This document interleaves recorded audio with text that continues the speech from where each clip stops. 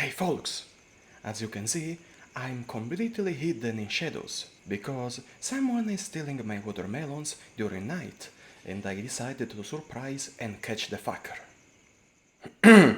In the meanwhile, I'll cover a game that really surprised me, which I discovered after seeing it boasted by a trusted user. Filcher, a one-man project by Johan Jarpe. I think it's correct. Filcher is a retro-style first-person stealth game that heavily homages the original Thief games in many ways. We play as Spory, a stylish woman thief with a past similar to the beloved Garrett and an inclination to not use lethality against her enemies. The story takes place in the city of Malmberg, somewhere in North Europe, where our Spory, a former orphan petty thief, acts as a freelancer burglar and steals from the wealthy and corrupt, after she left the Black Barn gang led by the philanthropist Fatman Tarkis Blackburn that used to rescue kids from the streets and train them in how to move unseen and unheard, pick locks, cut purses, etc., and never becoming lethal to anyone according to Tarkis' vision. What a nice man. So, if in Thief Garrett was capable to resort on killing tools like the sword or the arrows, Spore instead can only stand guards, using the blackjack or the sleep dart gun, but still, she can pick up them and throw in waters, making them drowning, but it's unethical for an honest thief, right? Filcher plays a lot like the original Thief, taking up the clever level design and the basic mechanics. In fact, there's the famous visibility gem in the center of the screen that shows how much we're visible. When it's black, we're totally undetectable, unless the guards bump into us. And the footsteps all make a different level of noise based on different surfaces. Marble floors are loud, but the metal grates are the worst, so it's necessary to slow down and crouch to reduce the sounds.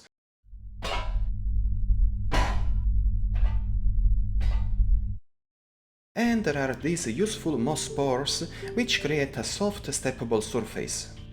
A critical difference with Thief is that this game is set in a more modern era of electricity usage. Hence all the lights are electric, some can be switched off, and there are no torches to extinguish using water. Also, there are laser alarm systems and surveillance cameras that can be turned off from computer terminals, switches and number keypads.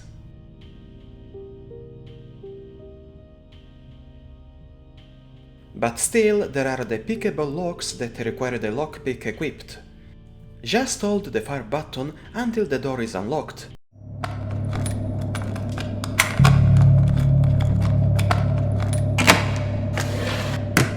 But many locks can be opened only with the specific keys, which are divided in colors like an old-style shooter. All the enemies are armed with guns and are quite deadly in groups, but a single guard can still be outrun and knocked down. And in some missions, there are also dogs that bite hard. Both gunshots and bites deliver 10 points of damage, and the HP can be replenished a bit by consuming the scattered food on tables and fridges. Moreover, some policemen are even equipped with blackjack-proof helmets. However, they still can be put asleep using the sleep darts, which have a short range and the effect requires several seconds, during which the enemy hit gets alerted and will search for us until he collapses. Now, Filcher is a game that lasts about 10 hours, and it's divided in 9 missions that are not very long. The fact is that this game doesn't permit quick saves and lacks checkpoints, so if you make a fatal mistake, well, you're screwed and need to restart. And if it wasn't for this, it would last 3 hours at most. I kid you not, some missions gave me troubles. I cursed and even rage quit many times. But then I learned how to appreciate this design choice. First thing, I realized how save scamming is really a bad habit. And then I noticed how the level design and the enemy placement are so well thought. The game is never that unfair, and there are many secondary ways to enter buildings and get around watchmen that don't need to be all stunt. So the first tries are meant to know the environment and the patrolling routes. It's very easy to stay undetected, because the game is really generous in offering fake shadows everywhere and covers. Also, there are tools and throwable objects that distract the guards, like this noisemaker toy that can cause entire groups to move away, or flashbangs that can blind for a few seconds and start pursuits.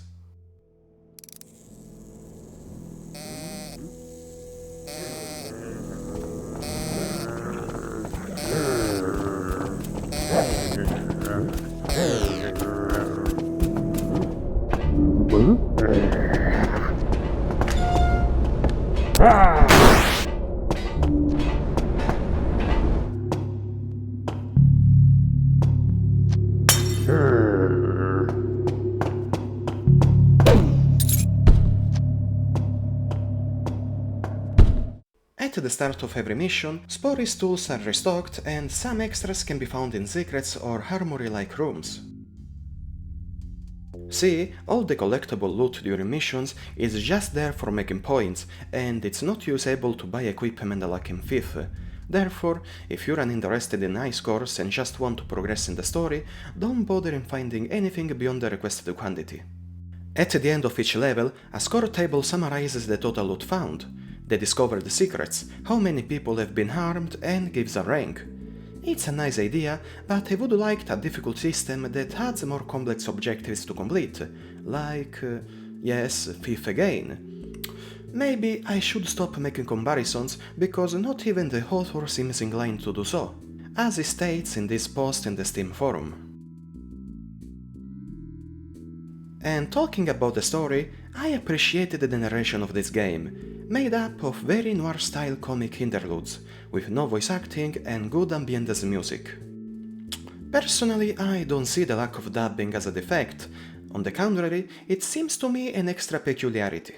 At the beginning of the story, Spory is immersed in her private career as a thief, but after a while she is contacted again by her former boss and, amicably, forced to cooperate in some major theft, until some shit goes really wrong and she finds herself embroiled in a conspiracy to solve.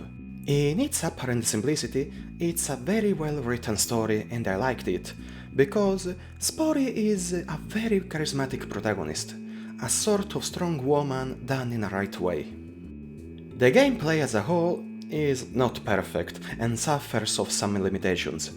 For example, jumping is almost useless and there is no ability to step over simple obstacles or climb anything except for small exceptions. The lockpicking is very basic, and Spory has really some long arms that permit her to steal keys from quite far guards which have a very simplistic AI and don't notice doors being opened and closed on their faces.